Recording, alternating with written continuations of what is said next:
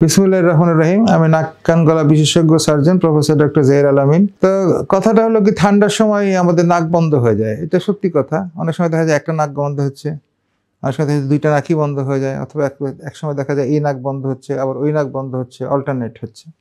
তো নাক বন্ধ হওয়াটা বোধহয় ঠান্ডা লাগার একটা অন্যতম প্রধান উপসর্গ, নাক বন্ধ হয়ে যাওয়া। তার সঙ্গে সঙ্গে অনেক সময় হাঁচি হয়, সর্দি হয়, অনেক কিছু হয়, মাথা ভার ভার থাকে। তো আমরা করি কি, আমরা একটা ভুল, আমাদের মন আছে কি নাকটাকে বোধহয় জোরে করে ঝাড়লেই বোধহয় নাক খুলে যাবে। কিন্তু এটা আসলেই সম্ভব না। যত জোরেই ঝাড়েন না কেন, আপনার নাক খুলবে না। কাজেই নাক ঝাড়ার প্রবণতা বাদ দিয়ে বরঞ্চ আপনি যদি মনে করেন দৌড় দেন, জোরে হাঁটাহাঁটি করেন, দেখবেন নাক খুলে গেছে। এটা ফিজিওলজিক্যাল, এটার মধ্যে সায়েন্স জড়িত আছে। জোর করে নাক ঝাড়লে একটা কাজই হবে, নাকের ক্ষতি হবে, তো লাভ হবে না।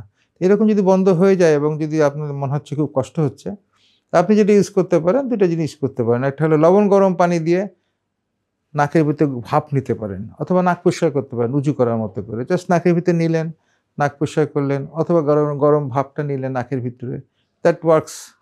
আমরা শর্ট টাইমের জন্য মেন্থল জাতীয় জিনিসপত্র নাকের সামনে ধরতে পারি বা নাকের ভিতরে দিতে পারি। এটাও করবে, কিন্তু শর্ট টাইম, বেশিক্ষণ না। কিন্তু লবণ গরম পানি বা নাক জলীয় বাষ্প, এটা কিন্তু আপনি রেগুলার বেসিসে করতে পারেন। থার্ড যেটা আমাদের করা উচিত, সেটা হলো আমাদের এই অ্যান্টাজল জাতীয় নাকের ড্রপ, ন্যাজাল ডিকনজেস্ট্যান্ট।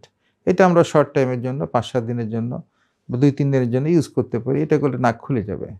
আর চতুর্থ যেটা হলো, সেটা হলো আমরা অ্যান্টিহিস্টামিন জাতীয় খাবার ইউজ করতে পারি, ট্যাবলেট। এটাতেও নাক খুলে যাবে। তাহলে ২ টা জিনিস আমাদের ওষুধের দিক থেকে, একটা হলো অ্যান্টিহিস্টামিন জাতীয় ওষুধ, আর একটা হলো নাকের ডিকনজেস্ট্যান্ট, অ্যান্টাজল, রাইনোজল, আফরিন এই জাতীয় ওষুধ যদি আমরা দিই, কিন্তু খেয়াল রাখতে হবে সবগুলাই কিন্তু শর্ট টাইমের জন্য দিতে হবে।